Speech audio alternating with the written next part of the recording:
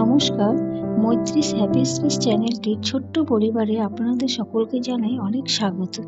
আজ রবিবার, এখন বাজে রাত 8টা। এসেছি একটু ব্যালকনিতে। এই আমার ব্যালকনি, ছোট্ট একটি গার্ডেন। চলুন ভিতরে যাই। কিছু সবজি নিয়ে এসেছিল আজকে, সেগুলো একটু গুছিয়ে নিই। শীতকালের এই এক সুন্দর দৃশ্য, নানান রকমের সবজি লাল সবুজ দেখে মনটা জুড়িয়ে যায়। আজকে আবার আমার ছেলেটি জেদ করছে, ওর নাকি খুব মিষ্টি কিছু খেতে ইচ্ছে করছে। তাই ভাবছি ওকে সহজের মধ্যে সুজির আমিত্তি বানিয়ে দেব। 10-15 মিনিটের মধ্যেই তৈরি হয়ে যাবে, আর খেতেও ভালো হয়। চলুন তাহলে আপনাদের সাথে রেসিপিটি শেয়ার করা যাক। প্রথমে কড়াইতে দিয়ে দিচ্ছি ঘি, এরপর সুজি দিয়ে ভালো করে নেড়ে দিয়ে দেব দুধ, চিনি আর একেবারে সামান্য পরিমাণে নুন।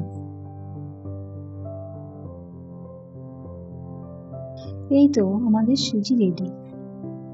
এবার একটু স্কোয়ার শেপ দিয়ে এটাকে ঠান্ডা হতে রেখে দিন।